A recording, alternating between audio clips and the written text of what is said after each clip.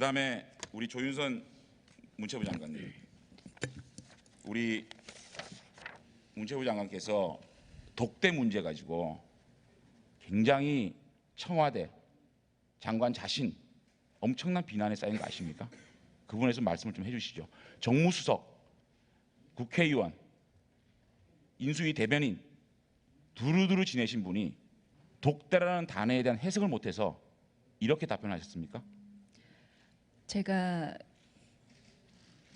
화요일 교문위 회의장에서 오후에 1차 질의 때 답변을 불충분하게 한 점에 대해서는 무척 저로서도 부족함이 많았다고 생각합니다. 2차 질의 때 제가 보충해서 설명을 드렸습니다만 사실은 언론에서 종합적으로 이 제가 발언한 내용이 반영되지 못해서 그러한 이 문제를 야기했다는 점에 대해서는 저도 깊은 책임감을 느끼고 있습니다. 하지만 어제도 여러 차례 예결위장에서 질문을 받았고 제가 답변을 드린 바와 같이 그 점에 있어서는 제가 말씀드리려고 했었던 그 대화의 형식이 어떤 것인가에 관해서는 설명을 올렸습니다. 제가 우리 장관님 신동아 인터뷰를 쭉 본 적이 있습니다. 박근혜의 여자라는 표현은 이상하지 않나라는 질문에 동생이면 몰라도 저는 개인적으로 우리 장관께서 박근혜 대통령과 막역하게 지낸 걸로 알고 있었고, 또 장관이 대면 보고를 안 받는 이유가 뭐냐는 기자의 질문에 장관 나름이다. 가만히 지시만 기다리는 장관은 만날 일이 없다. 하지만 창의적으로 적극적으로 일하는 장관과는 대화와 소통이 잘 됐다는 말씀을 하셨죠. 그러면 장관께서 말씀하시는 독대가 대통령께서 부르시는, 그러니까 애매모호한 말씀을 쓰시면서 독대의 그 정의를 여러 가지 해석하시면서 참 말씀하시는 모습을 보니까 대통령뿐만 아니라 장관께서도 집중 비난을 받는 그런 우려를 범하셨어요. 그 부분에 대해서는 우리 장관께서 다시 한번 좀 생각할 부분이 있지 않느냐 생각이 듭니다. 그다음에 노태강 국장 복직 문제에 대해서 고려하겠다는 말씀하셨죠. 그 부분은 교문위 때 위원장님을 비롯한 여러 야당 의원님께서 여러 가지 인사 문제 중에서도 노태강, 김재수 두 사람은 반드시 복직시켜야 된다라는 취지의 질문을 하셨고, 저는 이에 대해서 부처에서 했었던 인사 문제에 관해서는 이번의 사건과 함께 전체적으로 종합적으로 검토할 면이 있습니다. 이번에 문제되는 사업과 예산을 점검함에 있어서 종합적으로 점검을 하겠습니다라는 취지로 말씀을 드린 것이 사실은 언론에서는 그 질문에 대한 저는 다른 답변을 했음에도 불구하고 그렇게 보도가 되었습니다. 하지만 제가 말씀드린 진위를 아무리 구체적으로 설명을 해도 의원님께서도 이해하시겠지만 언론 보도에 그렇게 100% 반영되지는 않는 면이 있었습니다.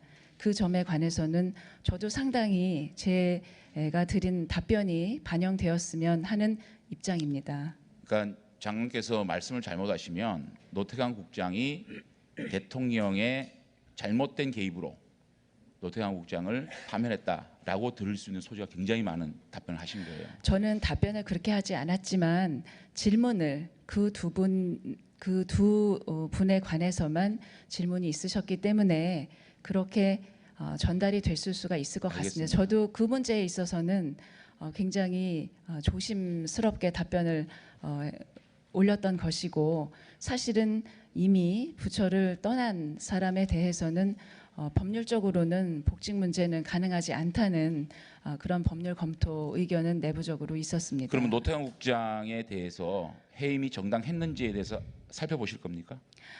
지금 문체부가 앞으로 수습하고 정리해야 되는 문제는 그렇게 지적해 주시는 문제뿐만이 아니라 아니 그러니까 노태강 국장을 아시겠지만 한정해서 그 부분에 대해서 들여다보실 거냐고요. 노태강 국장에 대해서만 한정해서 들여다보지는 않습니다.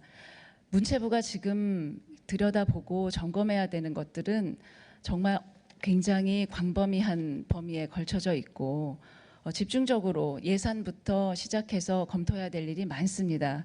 그 점에서 우리 모두가 이제까지 하고 있었던 일을 구체적으로 또 제대로 한번 점검을 해보자라는 맥락에서 이해해 주시면 감사하겠습니다. 장관께서는 인수위 대변인도 거쳤었고 또 청와대 정무수석도 하셨고 각종 장관을 역임을 하셨는데 누구보다도 박근혜 정부의 국정운영 철학 그리고 그 정책에 대해서 꿰뚫고 있다라는 인터뷰를 하셨죠. 보십시오. 신동아에. 자, 그러면 대통령께서 주장하시는 가장 큰 정책이 문화융성과 창조경제 아니겠습니까? 그러니까 문화융성 부분에 대해서 이해가 있지 않으셨어요? 이미 문화융성 정책에 대한 이해가 있는 상황에서 장관을 맡으신 거 아니냐는 말씀을 드리는 겁니다. 대통령께서 제가 대통령을 모시고 일했던 2012년 대선 때부터 공약을 접하면서 대통령께서 가지고 계셨던 이런 전체적인 국정 운영에 관한 생각에 관해서는 자세하게 알고 있는 사람 중에 한 사람이었습니다. 그럼 문화융성 정책에 관련돼 가지고 이것이 어떻게 입안되고 정책에서 반영되고 실행된 걸 아시겠네요. 제가 다른 업무에 있었을 때에는 문화융성 업무에 관해서 구체적으로 문체부에서 어떻게 정책이 입안되고 집행되는지에 관해서는 알겠습니다. 제 소관 분야가 아니기 때문에 정확하게 점검하지는 않았습니다. 자, 그럼 묻습니다. 이 문화융성 관련돼 가지고 문화창조융합벨트 사업 불용액, 미사용액이 많은데도 불구하고 많은 금액이 증액됐습니다. 이 부분 삭감할 용이 있습니까?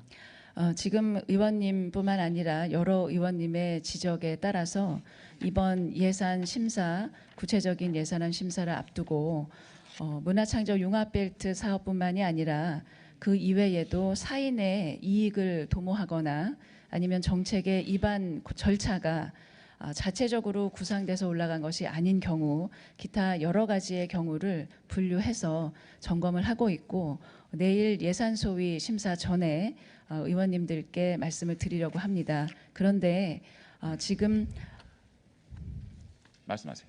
문화창조융합벨트 사업은 원년도에 신속하게 진행하는 과정에서 정식 예산이 아닌 비용으로 정책이 일부 집행된 면이 있습니다만 제가 문화창조융합벨트뿐만이 아니라 전체적으로 구체적인 의혹이나 구체적인 문제점이 발견되지 않은 그래서 정부 부처의 예산 사업으로 유지를 해야 되는 그런 사업인 경우에는 사실은 정부 부처의 예산과 정책에는 수많은 국민들의 이해 당사자들이 있습니다. 이런 선의의 제3자들이 피해를 입지 않도록 정부 부처의 정책의 연속성을 유지할 필요도 있는 사업이 있습니다.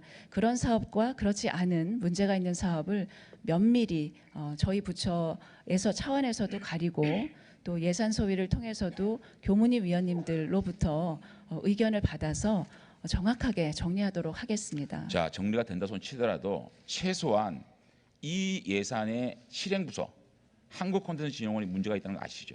예, 그럼 주무부서를 바꿀 용의는 있습니까? 그 부분은 컨텐츠진흥원의 어떤 연혁과 기능상 주무부처를 바꾸는 것보다는 지금 컨텐츠진흥원의 원장을 사임을 했고 컨진원의 여러 가지 업무 수행의 절차상에 이 정비해야 되는 문제점들을 저희가 계속 발견하고 있습니다.